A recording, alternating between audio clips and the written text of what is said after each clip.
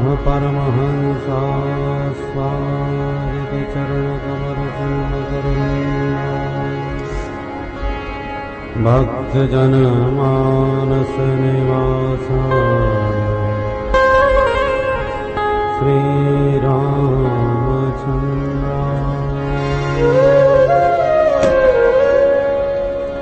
ध्येयं सदा परिभवगमभीष्टरोहम् तीर्थास्पदं शिवविदुं चिनुतं शरणम् वृत्त्यातिहं प्रणतपाल भवाभ्युपूतम् वन्दे महापुरुषते चरणारविन्दम्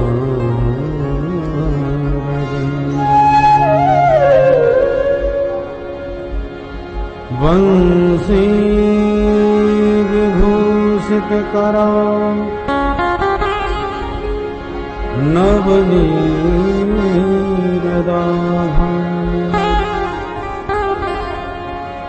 पीताम्बरा गरुडबिम्बफलधरोष्ठा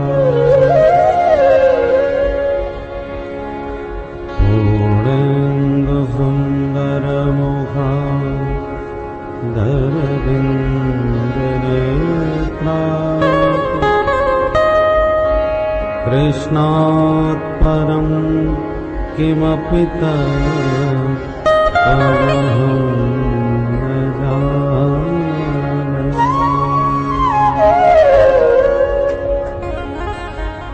नारायणं नमस्कृत्य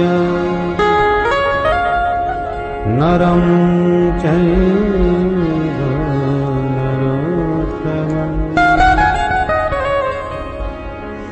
देवीं सरस्वतीं व्यासं ततो जयमुदीरये।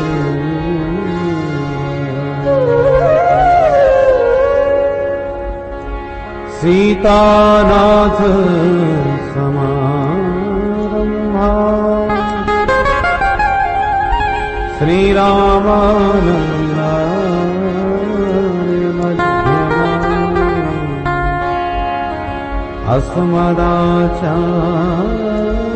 अस्मदाचार्यपर्यन्तां वन्दे गुरु परम्परा।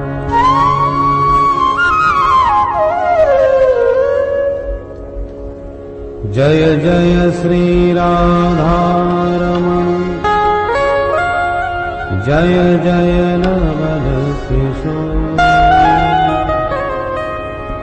जय गोपी चित चोर प्रभु जय जय माखन चोर। वृंदावन बिहारी लाल की जय।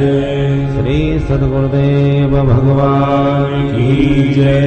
गंगा मैया की जय। श्री सुखदेव जी महाराज की जय। जय जय श्री राम। सीताराम सीताराम सीताराम गाए जा राम जी के चरणों में मन को लगाए जा। सीताराम सीताराम गाए जा राम जी के चरणों में मन को लगाए जा। सीताराम सीताराम सीताराम गाए जा राम जी के चरणों में मन को लगाए जा। सीताराम सीताराम सीताराम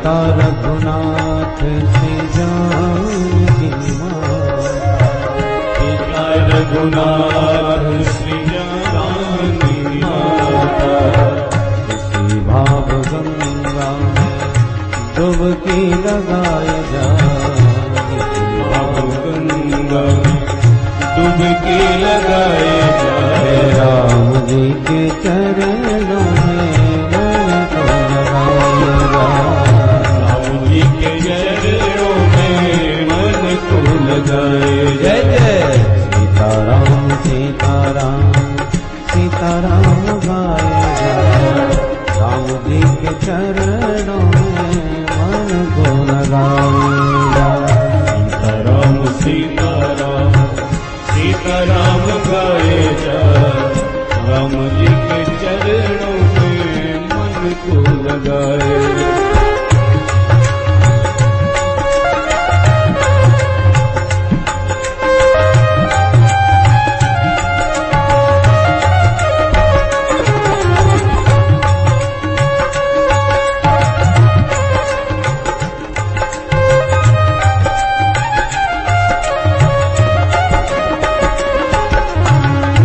दुनिया भर में काहे भटकना, दुनिया भर में काहे भटकना, द्वारे द्वारे शीश पटकना, द्वारे द्वारे शीश पटकना, द्वारे द्वारे शीश पटकना, द्वारे द्वारे शीश पटकता, राम जी के चरणों में अलख जगाए जा, राम जी के चरणों में अलख लगाए जाए, राम जी के चरणों में मन को लगाए जा, राम जी के चरणों में मन को लगाए जाए, सीताराम सीताराम सीताराम गाएगा, राम जी के चरणों में मन को लगाएगा, सीताराम सीताराम सीताराम गाए जा, राम जी के चरणों में मन को लगाए जा, राम जी के चरणों में मन को लगाएगा, राम जी के चरणों में मन को लगाए।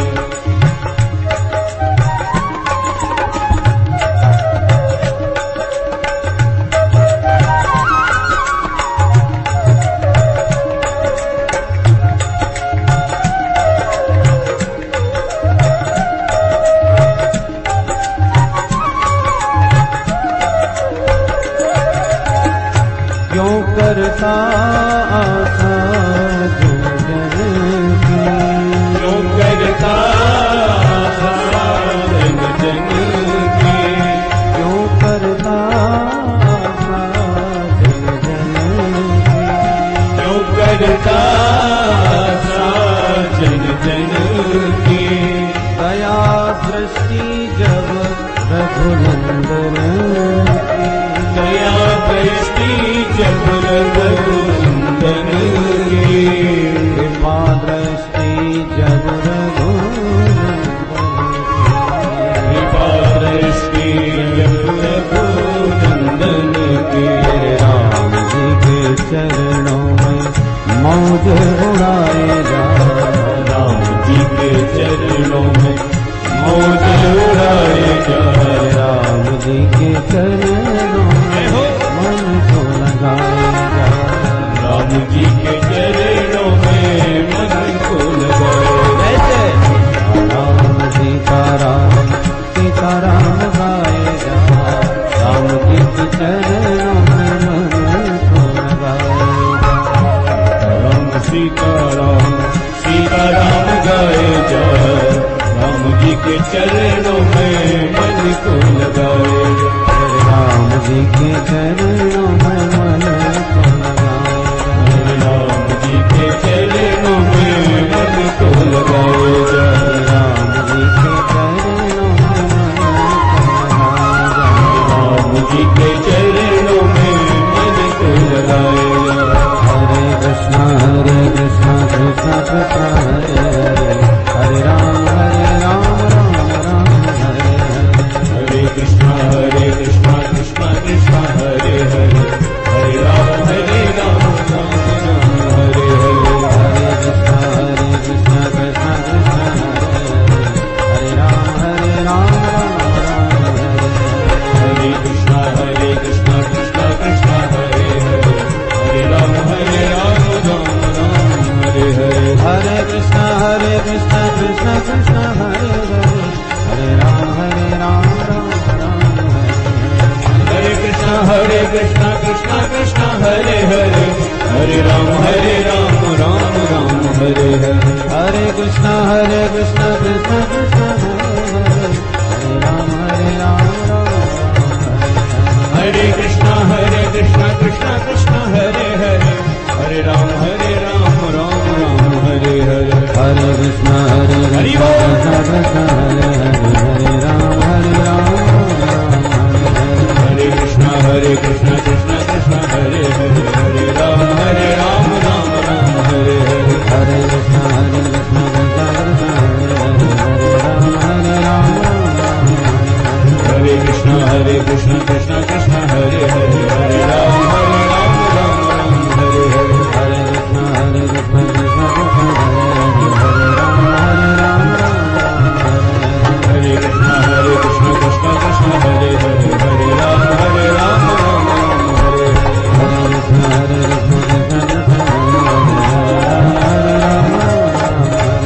हरे कृष्णा हरे कृष्णा कृष्णा कृष्णा हरे हरे, हरे राम राम हरे हरे। हरे कृष्णा कृष्णा कृष्णा हरे हरे, हरे राम हरे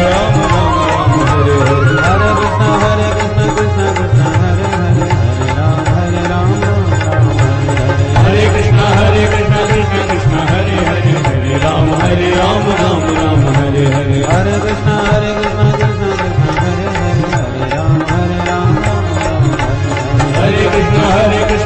कृष्णा हरे हरे, हरे राम हरे कृष्णा कृष्णा कृष्णा हरे हरे, हरे राम राम हरे हरे। हरे कृष्णा हरि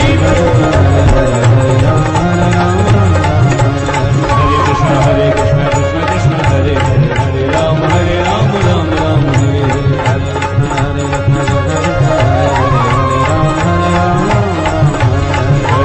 हरे कृष्णा कृष्णा कृष्णा हरे हरे, हरे राम राम हरे हरे। जय हो। हरे कृष्णा कृष्णा कृष्णा हरे हरे, हरे राम राम हरे हरे। वृंदावन बिहारी लाल की जय, वामन भगवान की जय, श्रीमद् भागवत महापुराण पुराण की जय। जय जय श्री राधे। तं भटुं वामनं दृष्ट्वा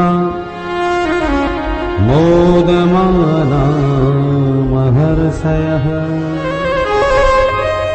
कर्माणि कारयामासु पुरस्कृत्य प्रजापतिम्।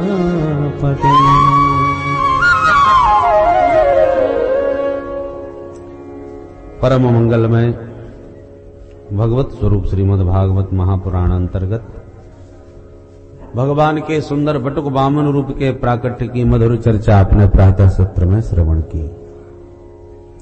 वामन भगवान वामन अंगुल के महात्माओं ने मुग्ध होकर के जनेऊ संस्कार प्रभु का संपन्न किया। जो भी भिक्षा वामन भगवान को मिली वो अपने गुरुदेव के चरणों में समर्पित की। बृहस्पति जी मुस्कुराते हुए बोले, वामन जी इतनी भिक्षा से काम नहीं चलने का, हमें तो आपसे भिक्षा में त्रैलोक की संपत्ति चाहिए, तीनों लोकों की संपदा लाके दो। भगवान मुस्कुरा के बोले, गुरुदेव 3 लोक की संपत्ति मुझे कौन दे देगा? बलि ने कहा, मैं जानता हूं आप सब कुछ कर सकते हो, फिर भी पूछ रहे हो तो बताता हूं, आप सीधे बलि के दरवाजे जाओ। नर्मदा नदी के तट पर यज्ञ कर रहा है बलि, तीनों लोकों का राजा। जो मांगोगे वही देगा, क्योंकि ब्राह्मणों का बड़ा भक्त है, इसलिए उसी से जाके मांग लो। जो आज्ञा गुरुदेव। चल पड़े वामन भगवान। छोटी छोटी चरण पादुका चटपट करते करते एक हाथ से छाता, एक हाथ में कमंडलू माला लिए चले जा रहे हैं। जैसे ही बलि के यज्ञ स्थल के निकट पहुंचे, वह स्वाहा स्वाहा करते बलि ने यज्ञशाला से दूर दृष्टि डाली। नन्हे से बटुक वामन का दर्शन किया तो अचंभित हो गया। कितना नन्हा सा ब्रह्मचारी, कितना प्यारा लग रहा है, कितना सुंदर है। इतना आकर्षण था वामन भगवान के मुखमंडल पर कि बलि अपने को रोक नहीं पाया। यज्ञशाला से तुरंत खड़ा होकर सारे अपने ब्राह्मणों को साथ में लेकर भगवान के स्वागत में चल पड़ा। अब मात्र वामन अंगुल के इतने से बलि ने आकर के किया प्रणाम। आइए आइए ब्रह्मचारी जी, आपका स्वागत है। स्वागतम ते नमस्तुभ्यं ब्रह्मण किंकर वामते, ब्रह्मर्षीणां तपः साक्षात् मन्ये त्वार्य वपुर्धरम्। ब्रह्मचारी जी, आपको देखकर ऐसा लग रहा है जैसे मूर्तिमती तपस्या ही मेरे सामने प्रकट हो गई हो।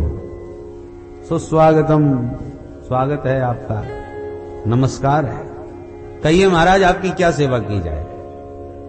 आपके आने से तो मेरा यज्ञ ही सफल हो गया, मेरे तो पितर तृप्त हो गए।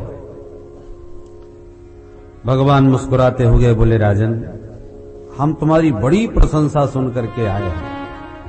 सुना है इस समय संसार में तुम जैसा कोई ब्राह्मण भक्त नहीं, बड़े उदार मना हैं आप। तो आपकी प्रशंसा सुन करके मैं अपने आप को रोक नहीं पाया, तुम्हारे दर्शन करने चला आया।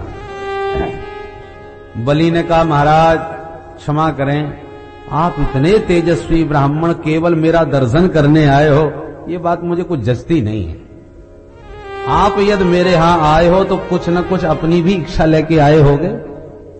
ब्राह्मण किसी के दरवाजे बिना मतलब के तो कभी जाता ही नहीं, इसलिए कुछ तो इच्छा आपके मन में अवश्य होगी। महाराज संकोच त्यागो, मन की बात बताओ, क्या है आपके मन में? भगवान बोले, तो इसका मतलब जरूरी है कि हम मांगने ही आए हैं?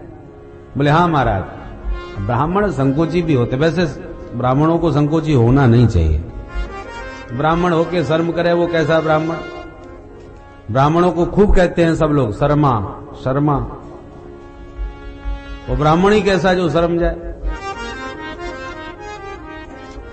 इसलिए संकोच त्यागो और एकदम निश्चिंत होकर के मांगो, जो मांगोगे वही मिलेगा।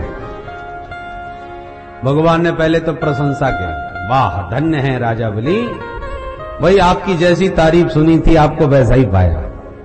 क्यों ना हो, तुम्हारा खानदान जो इतना ऊंचा है। अब तुम्हारे पूर्वजों में महाराज हिरण्याक्ष हिरण्यकश्यप हुए, बताइए सारी दुनिया इनके इशारों पर नची। उनके बेटा प्रहलाद, क्या कहने, खंबा फाड़ के भगवान को प्रकट करके दिखाया। उन प्रहलाद के बेटा विरोचन, जिन्होंने ब्राह्मणों को सर्वस्व लुटा दिया था, ऐसे विरोचन के बेटा बलि तुम हो। अब बलि तो नीचे से ऊपर तक देखने लगा, नेक सा ब्रह्मचारी मेरे पूरे खानदान को जानता है, सारी वंशावली बता दी इसने तो। भाई बड़ा त्रिकालज्ञ मालूम पड़ता है। और अधिक श्रद्धा उमड़ पड़ी, हमारे पूर्वजों के बारे में जो पूरी जानकारी दे उससे सुनकर के बड़ा आनंद आता है? उसमें श्रद्धा भी खूब होती है कि हमारे खानदान से परिचित है। बलि और गदगद हो गया, अरे महाराज अब आप ये हमारी महिमा गाना छोड़ें और आदेश सुनावें कि आपको क्या इच्छा है, क्या चाहते हैं आप? भगवान बोले, अरे भाई हमें कुछ चाह नहीं है, फिर भी हम समझ गए तुम दिए बिना हमें जाने नहीं दोगे, तो ठीक है मांग लेते हैं। पदानी त्रीण दैत्येन्द्र सम्मतानि पदा मम। तुम जैसा कोई दानी नहीं तो हम जैसा भी कोई संतोषी ब्राह्मण नहीं। बड़े संतोषी ब्राह्मण है, इसलिए तुम्हारा मन रखने के लिए मांगता हूं, मात्र मेरे पैरों से 3 चरण भूमि नाप करके दे दो, हम संतोषी ब्राह्मण इतने में ही प्रसन्न हो जाएंगे। बलि ताली बजा के खूब हंसा, रे ब्राह्मण देवता कब से कह रहा हूं मांगो मांगो मांगो, तब तो जाके मांगने को मुंह खुला, और मांगा भी है तो 3 चरण भूमि। अरे वो भी आपके एक एक बिलस्ते के तो पैर नहीं, 3 चरण भूमि नाप करके कितना होगा, एक कमरा भी ठीक से नहीं बनेगा। क्या करोगे 3 चरण भूमि का?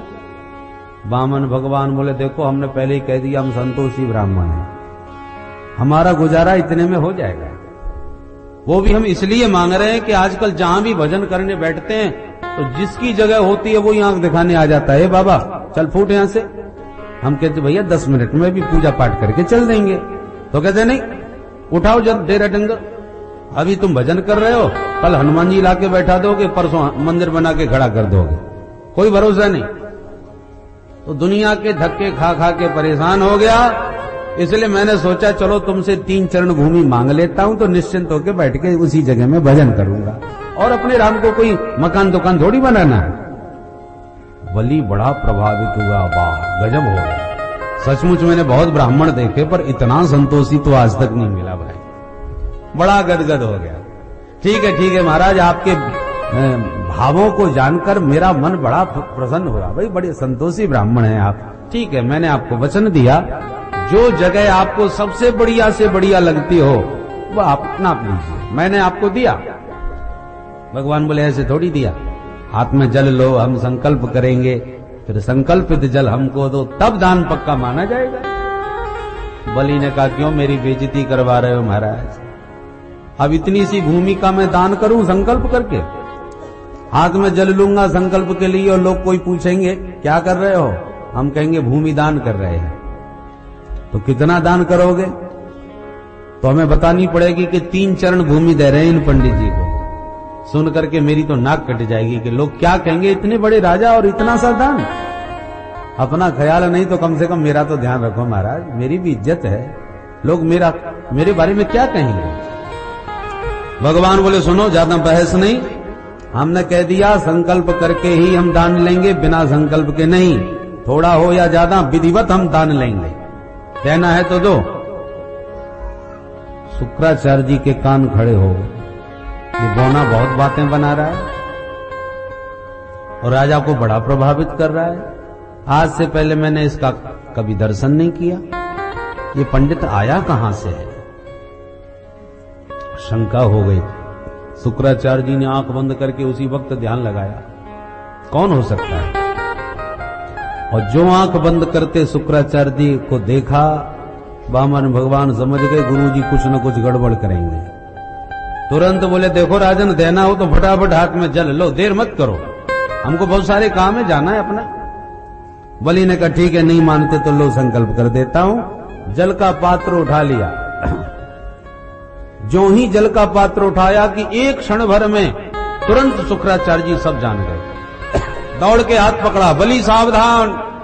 अरे गुरुदेव क्या हो गया? बोले ठीक से देखो ये बौना कौन है?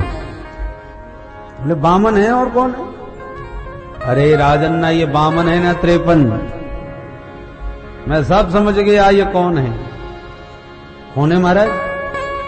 एस वैरोचने साक्षात भगवान विष्णुरव्ययः कश्यपादतेर्जातो देवानां कार्य साधकः। ये कोई और नहीं, देवताओं का कार्य सिद्ध करने के लिए वो नंबर 1 का छलिया विष्णु आज बौना बन के तेरे सामने खड़ा है। पहले यही मोहिनी बन के मुस्कुरा के आंख मटका के ठुमका मार के तुम सबको पागल बना गया मोहिनी के रूप में, आज वही बौना बन के आ गया।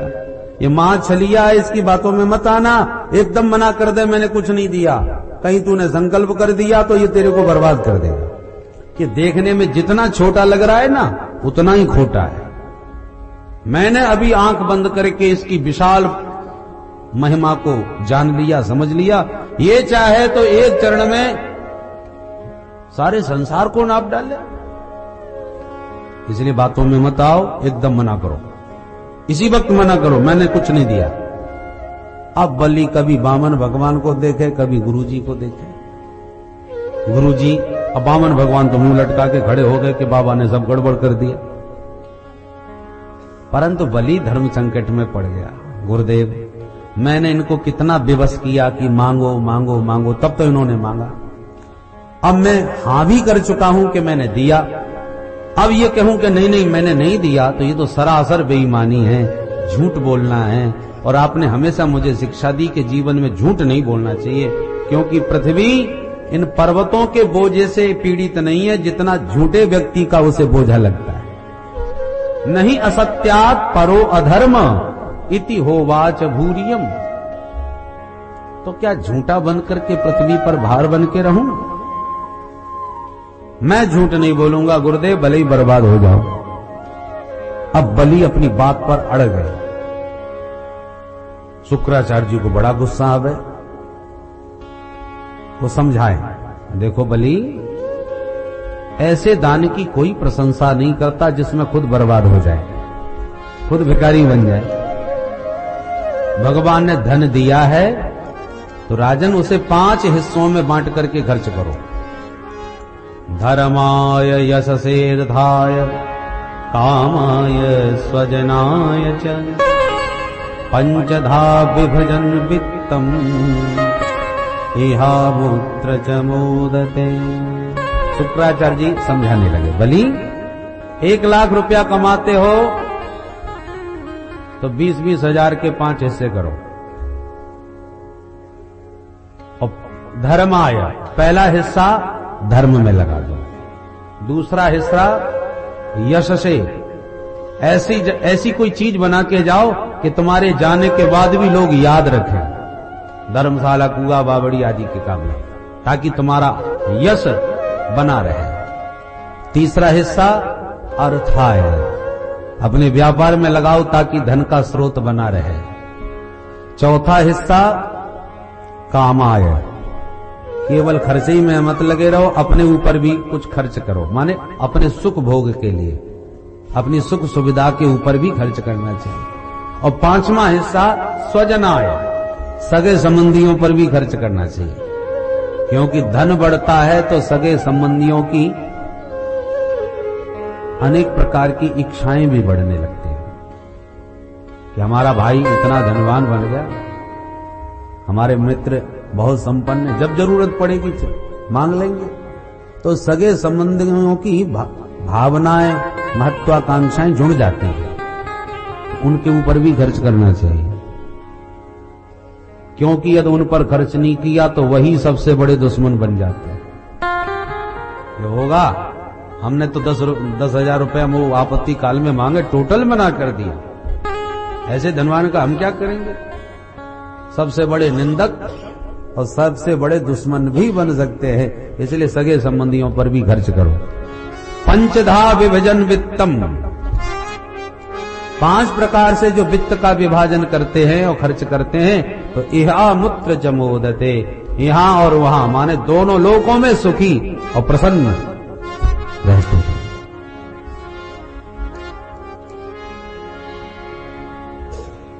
बलि ने कहा, गुरुदेव वो तो सब ठीक है, पर मैं झूठा बन जाऊंगा, क्या मुंह दिखाऊंगा? शुक्राचार्य जी बोले, तो 6 जगह पर झूठ बोलने में दोष भी नहीं लगता। कहां कहां?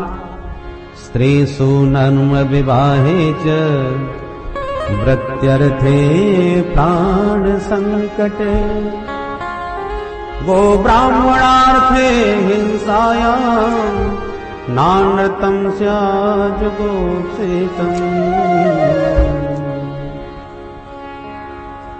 स्त्रीषु,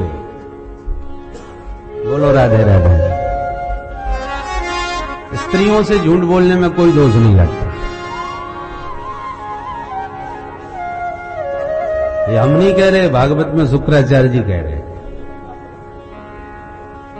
क्यों भाई, ऐसा क्यों? बोले माताओं का स्वभाव है, वो कथा में जावे या शादी विवाह में जावे, जहां भी जाएंगी तो ये देखती हैं किसने क्या साड़ी पहन रखी है, किसका हार कितना कीमती है, हीरे का है कि क्या क्या जड़ा है, वो उनकी दृष्टि हार आभूषणों पर ज्यादा रहते हैं, और कहीं उनको कोई आभूषण भा गया, पसंद आ गया, तो घर जाते ही फरमाइश, इतना बढ़िया हार देख के आए हूं, कैसा चमक रहा था, और मुझे को बहुत दिखा रही थी वो, मेरा भी नाम नहीं जो उसको खरीद के ही नहीं दिखाया मैंने, मेरे को दिखा रही थी, कुछ भी हो खरीद के रहूंगी, और तुमने कहीं कह दिया मुश्किल से तो खर्चा चला पा रहा हूं, तेरे को हार दिख रहा है, तो समझ लो रोटी मिलनी मुश्किल हो जाएगी, तमाम झगड़ा कलह होगा। इसलिए उस समय थोड़ा सा आश्वासन दे देना चाहिए, अरे ये कौन सी बड़ी बात है, पहली तारीख आने दे, वेतन नहीं लाऊंगा, तेरा हार ही खरीद के लाऊंगा। बोलो राधे राधे। राधे राधे। तो 1 तारीख जब तक आएगी तब तक के लिए मामला टल गया, हो सकता है तब तक भूल भी जाए, तो फिलहाल तो झगड़ा टले।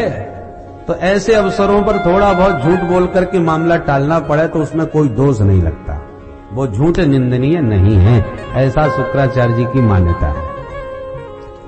दूसरी जगह नर्म, नर्म कहते हैं हास्य परिहास, हंसी मजाक में यदि कोई झूठ बोल दे तो वो झूठ निंदनीय नहीं। तीसरा स्थान विवाहे च, शादी विवाहों में या 2-4 बातें बढ़ चढ़ के बता दी जाएं तो कोई दोष नहीं। बोलो राधे राधे। राधे राधे। चौथा स्थान प्राण संकट, प्राण संकट में हो और झूठा परिचय देके यदि हमारे प्राण बच जाएं झूठ बोलकर तो कोई दोष नहीं है। 5वां स्थान गो ब्राह्मणार्थे हिंसायाम, वृत्त्यर्थे, जीविका, जीविका के लिए थोड़ा बहुत झूठ बोल करके आजीविका चले कोई दोष नहीं। और गो ब्राह्मणार्थे हिंसायाम, गाय ब्राह्मण की हिंसा झूठ बोलने से टलती हो तो वो झूठ निंदनीय नहीं होता। नानृतम सा जुगुप्सितम, ये शुक्राचार्य जी ने अपनी नीति के अनुसार बताया। पर सावधान, हम लोग शास्त्रों की बातें पकड़ते तो खूब है, क्योंकि बहुत से लोग ये बात जरूर पकड़ेंगे। आज कथा सुन के आए हैं, देवियों से झूठ बोलने में कोई दोष नहीं है, परंतु ये ध्यान रखना चाहिए कि ये बात कौन कह रहा है, किससे कह रहा है, किस परिस्थिति में कह रहा है, संदर्भ पर अवश्य ध्यान देना चाहिए। रावण ने यदि रामायण में कोई बात कह दी तो कही रावण ने है और हमने वो तो देखी नहीं, और जो कही है वो पकड़ ली, ऐसा रामायण में लिखा है। ढोल गमार शूद्र पशु नारी, पकड़ ली, रामायण में लिखा है। अरे ये बात रामायण में तो लिखी है, पर कह कौन रहा है ये तो देखो। ये समुद्र कह रहा है अपने को जड़ मान करके, हम लोग मूर्ख हैं। कहने का तात्पर्य है कि शास्त्रों में भगवान की वाणी से निकला हुआ जो वचन है वो वंदनीय है। यहां पर शुक्राचार्य जी दैत्यों के गुरु जी अपनी नीति दिखाते हुए दैत्य नीति के अनुसार ये बात बोल रहे हैं। यदि आपको दैत्य नीति पसंद आती हो तो ठीक है, मानो, पर वस्तुतः है सनातन धर्म झूठ बोलने की आज्ञा नहीं देता। सनातन धर्म का आदेश है सत्यम ब्रूयात प्रियम ब्रूयात, न ब्रूयात सत्यम अप्रियम, प्रियंतु नानृतम ब्रूयात, एस धर्म सनातन।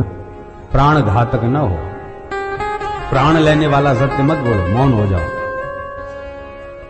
आप खड़े हैं, एक व्यक्ति भागता भागता हाँपता हुआ आके एक झाड़ी में घुस गया, पीछे से 10 लोग ले डंडा भागे भागे फरसा लाठी के साथ आए, आपसे पूछने लगे क्यों जी आपने एक व्यक्ति को यहाँ देखा? बोले हाँ। कहाँ है? बोले वो देखा झाड़ी में छुपा बैठा है।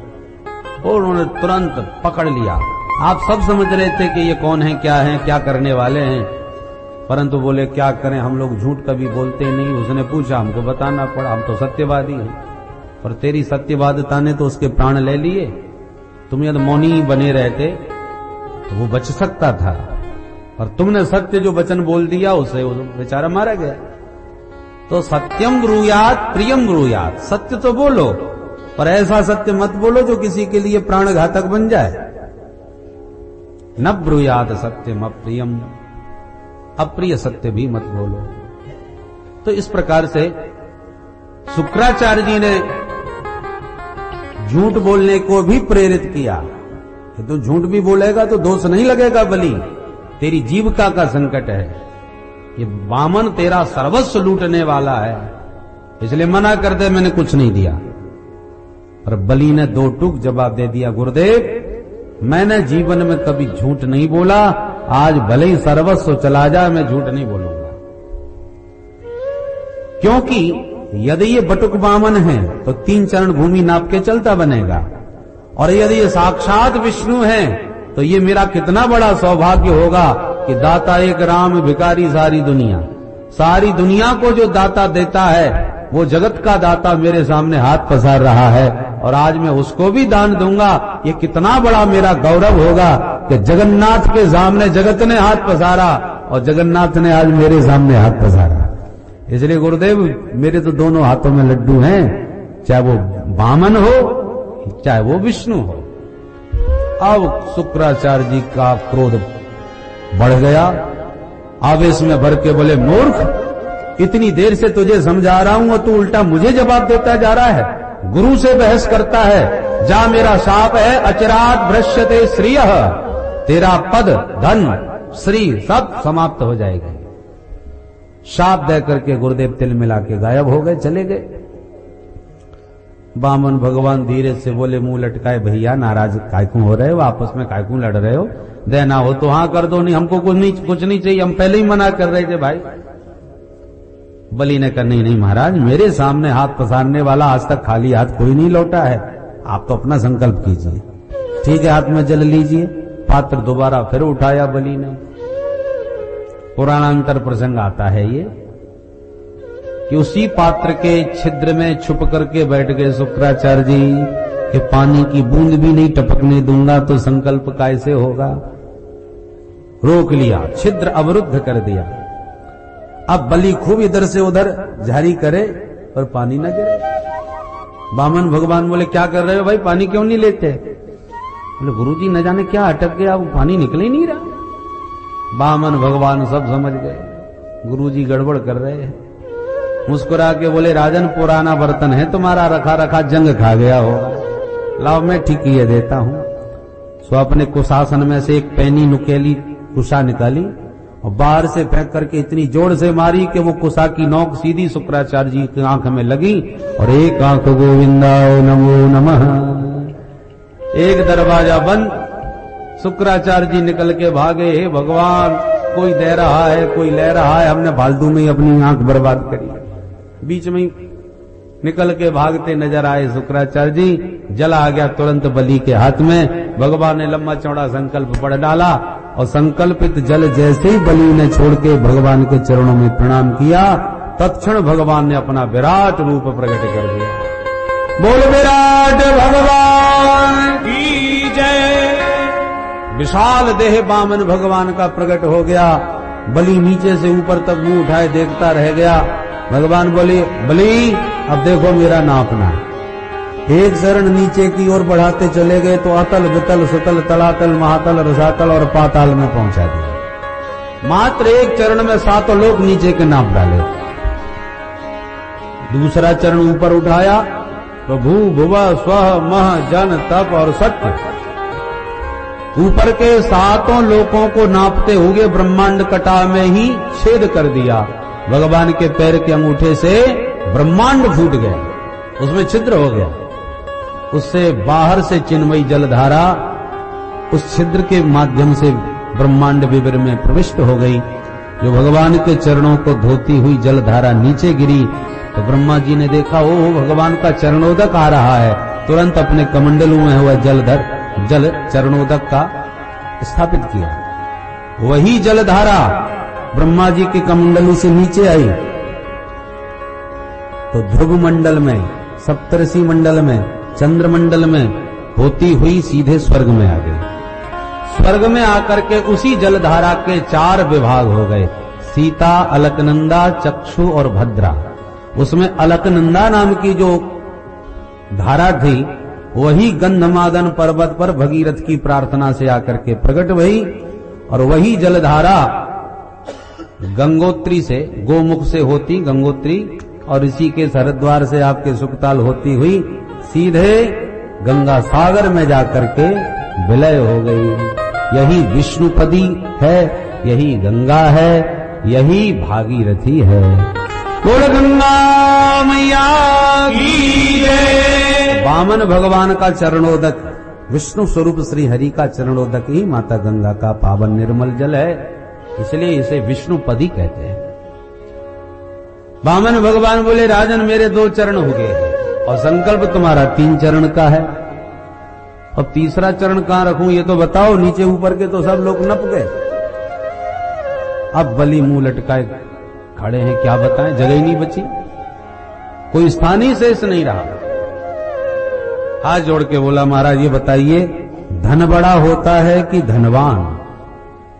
भगवान बोले, धन का मालिक धनवान धन से श्रेष्ठ होता है, मालिक तो धनवान है। बोले महाराज तो आपने 2 चरणों में मेरा धन ही धन नापा है, मैं धनवान तो अभी अलग खड़ा हूं।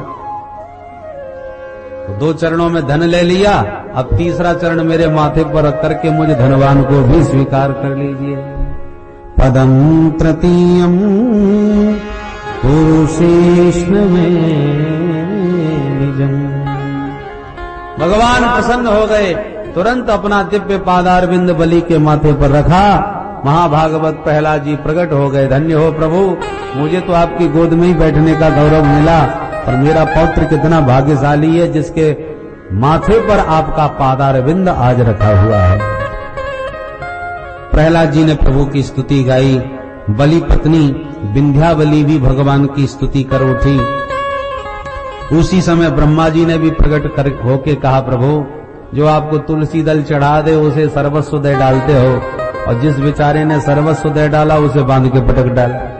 ये आपकी लीला भी समझ में नहीं आती मेरे। भगवान हंस करके बोले, ब्रह्मा जी मेरा स्वभाव है, मैं जिससे प्यार करता हूं, जिस पर कृपा करना चाहता हूं, उसका पहले अहंकार तोड़ता हूं। इनको पद का दाता पने का जो अभिमान था उसी को तोड़ने के लिए ये मेरी लीला हुई। तुम देखो।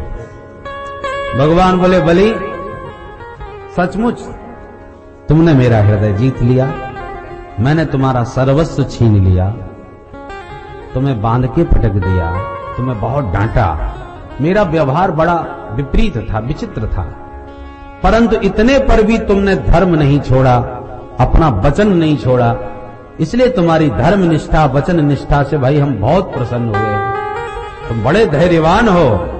वैसे तो हम तुमसे इंद्रासन छीनने ही आए थे, पर अब हम तुम्हें इंद्रासन का अधिकार दे रहे हैं। तुम 100 यज्ञ कर चुके हो तो शपथक्रतु की पदवी प्राप्त हो चुकी है। आगामी मनवंतर के तुम इंद्र बनोगे, और जब तक इंद्रासन तुम्हें न दिया जाए तब तक हम तुम्हें सुतल लोक देते हैं, वहां बैठ करके राज्य करो। स्वर्ग के समान ही ऐश्वर्य सुतल लोक में है। और कुछ चाहते हो तो मांगो। बलि ने कहा, महाराज मुझे कुछ नहीं चाहिए, मैं तो यही चाहता हूं कि आपकी झांकी सदा निहारता रहे, ये आपकी सुंदर बाकी झांकी मेरे नयनों से कभी ओझल ना हो। भगवान बोले, ये तो तगड़ी ड्यूटी लग गई भैया, तो ऐसे हम तेरे सामने कब तक खड़े रहेंगे? चल तू भी क्या कहेगा, तू सुतर लोक का राज्य करना और मैं तेरे दरवाजे का द्वारपाल बन के इसी रूप में सदा खड़ा रहूंगा। तो सदा सन्निहितम वीर तत्र मां रक्षते भगवान, तो आते जाते घुसते सदा मेरे इस रूप का दर्शन करना। बोल भक्तवत्सल भगवान की जय। ये वचन सुन के तो प्रहलाद जी तो नाच उठे, धन्य हो प्रभु, कैसी अद्भुत कृपा भैया ये आपकी। अरे जिस प्रभु का दर्शन करने के लिए ब्रह्मा जी भी लाइन लगाए खड़े रहते हैं कि कब नंबर आवे दर्शन पावे, बड़े बड़े देवता बांटने हारते हैं, वह सारे जगत का मालिक हम असुरों का द्वारपाल बना खड़ा होगा, इससे बड़ा गौरव हमारे जीवन में क्या हो सकता है। यन्नो सुराणामसि दुर्ग पालो। समस्त परिकर के साथ वामन भगवान को लेकर के राजा बलि चले गए सुतन लोक में। नारद जी ने खबर करी लक्ष्मी मैया को, माता जी प्रणाम। आओ नारद जी, क्या समाचार लाए हो? नारद जी बोले, आपके लिए माला झोली लाया हूं, बैठ के भजन करो। और स्वामी जी के लौटने की बिल्कुल आशा छोड़ दो। क्यों, क्या हो गया? अरे हुआ कुछ नहीं है, घबराओ मत। न जाने क्या हुआ, उन्होंने विदेश में जाके नौकरी ढूंढ ली। क्या मतलब? बोले मतलब ये है माता जी, आपके स्वामी जी सुतल लोक में बलि के दरवाजे पर द्वारपाल बने खड़े हैं, जागते रहो। मेरी झूठी मानो तो अपनी आंखों से चल करके देख लो। अब लक्ष्मी जी घबरा गई, हे भगवान, तो क्या वो कभी लौट के घर नहीं आएंगे, वहीं के वो बन के रह गए? बोले हाँ, बलि ने उनको बलि ने उनको अपना द्वारपाल बना लिया। लक्ष्मी जी बोली तो नारद जी कुछ उपाय बताओ, मेरे मालिक मुझे कैसे मिले? नारद जी बोले एक उपाय है। क्या? बोले बलि के कोई बहन नहीं है। लक्ष्मी जी बोली अब मैं सब समझ गई। तुरंत लक्ष्मी जी आई सुतल लोक में, बलि आ रहे थे घूम करके, और रास्ते में लक्ष्मी जी ने रोना चालू किया। साधारण एक स्त्री का वेश बनाए, रुदन सुना तो बलि दौड़ करके आए और बोले देवी जी क्या बात है, क्यों रो रही हो, क्या कष्ट है आपको? आंखों में आंसू भर के लक्ष्मी जी बोली भैया क्या बताऊं, रक्षाबंधन का पावन पर्व आ रहा है, श्रावण का महीना है, और भगवान ने सबको भाई दिया पर मुझे कोई भाई नहीं दिया। अब बताओ मैं किसके हाथ पर राखी बांधूं? तो बलि भी गदगद होके बोले बहन, यदि भगवान ने तुझे कोई भाई नहीं दिया तो मुझे भी कोई बहन नहीं दी, या तुम उचित समझती हो तो मुझे भाई मान के मेरे हाथ पर राखी बांधो, मुझे बहन मिल जाएगी, तुम्हें भाई मिल जाएगा। लक्ष्मी जी प्रसन्न हो गई, बोले इससे बढ़िया सौभाग्य मेरा और क्या होगा। मैं आज से तुम्हें धर्म का भाई स्वीकार करती हूँ। बलि ने कहा तो मैं भी तुम्हें अपनी बहन स्वीकार करता हूँ, या तुम मेरी बहन सचमुच बनी हो तो चलो पहले मेरे घर चलो और मेरे हाथ पर घर में जाके राखी बांधो। हाँ भैया मैं अवश्य चलूंगी। तुरंत बहन जी बना करके लक्ष्मी जी को साथ में लेके बलि घर घुसे, और जो घर में प्रवेश किया सो दरवाजे पर खड़े अपने श्री हरि नारायण का दर्शन लक्ष्मी जी ने किया। भगवान लक्ष्मी को देखे इशारे करने लगे, अरे तुम यहाँ कैसे? लक्ष्मी जी ने कहा तुमने नौकरी ढूंढ ली, सो हम भी नौकरी करने चली आई, मैं अकेली घर में बैठी क्या करते? ओहो। भीतर प्रविष्ट हुई, सुंदर पावन पर्व रक्षाबंधन का आया। बलि के हाथ में बड़े प्यार से लक्ष्मी जी ने राखी बांध दी। बलि बड़ा गदगद हो गया, बहन पहली बार इस कलाई पर राखी बंध रही है, आज मेरा मन बहुत प्रसन्न है, तू आज जो चाहे मेरे से मांग। लक्ष्मी जी ने कहा भैया भगवान का दिया सब कुछ है, एक भाई की कमी थी आज वो भी मिल गया, अब मुझे कुछ नहीं चाहिए। बलि ने कहा नहीं बहन ऐसे काम नहीं चलेगा, राखी बांधी है मांगना ही पड़ेगा, देखो संकोच त्यागो, जो मन में हो सो मांगो। लक्ष्मी जी ने कहा भैया आप देना ही चाहते हो तो पहले हाथ में जल लो, मैं संकल्प करूंगी। और संकल्प का नाम सुनते ही धड़कन तेज हो गई बलि की। बहन जी इस संकल्प के झगड़े में मत डालो, मुझे बड़ा डर लगता है इसका। मैं तुम्हारा भाई हूं, वचन देता हूं, जो मांगोगी सो दूंगा दूंगा दूंगा। वचन दिया। लक्ष्मी जी हंस गई, अच्छा ठीक है मुझे अपने भाई के वचन का भरोसा है। भैया भगवान ने और तो सब कुछ दिया है, बस एक द्वारपाल की कमी और पड़ रही है, तो अपना द्वारपाल हमको दान कर दो। सोई बलि सब समझ गए, हाथ जोड़ के बोले बहन जी सच बताओ तुम कहां से पधारी हो, आपका परिचय? लक्ष्मी जी अपने दिव्य रूप में प्रकट हो गई। वो लक्ष्मी मैया की लक्ष्मी के स्वरूप को समझकर बलि सारा रहस्य जान गए। तुरंत वामन भगवान को बुलाए, चले आओ सरकार। वामन भगवान आ गए तो बलि जी वामन का हाथ पकड़ के लक्ष्मी जी को देते हुए बोले सुनो बहन जी तुम दोनों ही पति पत्नी मां ठगिया निकले। क्या मतलब? बोले मतलब यह है कि त्रिलोकी का नाथ मेरे सामने वामन बन के आ गया, मैंने त्रैलोकी की संपत्ति वामन के रूप में भगवान को दी। मैं कितना भाग्यशाली हूं, मैं तो ये सोच रहा हूं कि त्रिलोकी का नाथ, सारी दुनिया का दाता, सारा जगत जिससे हाथ पसारता है उसने मेरे सामने हाथ पसारा और उसे मैंने त्रैलोकी की संपत्ति दान कर दी।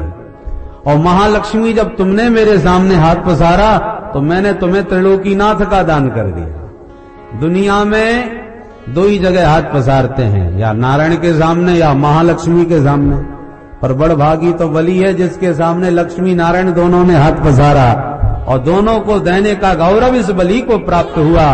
तब से बलि का दान जगत प्रसिद्ध हो गया, दुनिया में इससे बड़ा दानी कौन होगा, शब्द ही प्रचलित हो गया बलिदान। जो अपने आप को भी दान कर दे उसका नाम बलिदान। कोई देश के लिए बलिदान होता है, कोई धर्म के लिए बलिदान होता है। तो बलिदान का मतलब बलि जैसा दान, जिसने अपने आप को भी समर्पित कर दिया। बोल भक्त वत्सल भगवान की जय। सुखदेव जी कहते हैं, राजन, इस प्रकार से विविध मनमंत्रों में भगवान की विविध लीलाएं होती हैं, अवतार होते हैं। एक बार मत्स्यावतार धारण करके भगवान ने प्रलय पर्यंत सत्यव्रत नाम मनु की रक्षा की थी। इसके साथ ही अष्टम स्कंद को विराम। नवम स्कंद में भी 24 अध्याय हैं। इनमें 12 अध्यायों में सूर्यवंश, जिसमें प्रकट भय राम जी। उसके बाद 12 अध्यायों में चंद्रवंश, जिसमें प्रकट भय हमारे श्याम जी। तो पहले राम जी की चर्चा कर लें, बाद में श्याम जी की करेंगे, क्योंकि राम चरित्र परम पवित्र है और कृष्ण चरित्र महाविचित्र। तो विचित्र कृष्ण की कथा बाद में, पहले पवित्र राम जी की चर्चा हो जाए। सूर्यवंश में राम जी, अयोध्या में प्रभु राम जी का प्राकट्य होता है। इसलिए आइए पहले अयोध्या चले, अयोध्या की झांकी का दर्शन करें। अवधपुरी कैसी है, उस पावनपुरी का दर्शन करने के बाद ही राम जी के वंश की चर्चा करेंगे। अरे सीताराम जी की प्यारी राजधानी लागे, हो राजधानी लागे, मोहे मीठो मीठो सरजू जी को पानी लागे। राम जी की प्यारी राजधानी लागे, राजधानी लागे, मोहे मीठो मीठो सरजू जी को पानी लागे। राम जी की प्यारी राजधानी लागे, ओ राजधानी लागे, मोहे मीठो मीठो सरजू जी को पानी लागे।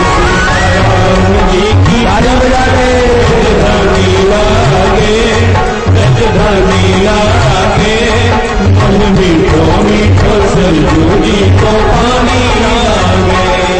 अरे धन्य कौशल्या धन्य पे कई धन्य सुमित्रा, धन्य कौशल्या धन्य के कई धन्य सुमित्रा भैया। धन्य कौशल्या धन्य पे कई धन्य सुमित्रा भैया। धन्य कौशल्या धन्य के कई धन्य सुमित्रा भैया। धन्य भूप दशरथ के आंगन खेले चारों भैया। धन्य भूप दशरथ के आंगन खेले चारों भैया। सबकी पानी लागे, सबकी पानी लागे, मोहे मीठो सरजू जी को पानी लागे। राम जी की प्यारी राजधानी लागे, राजधानी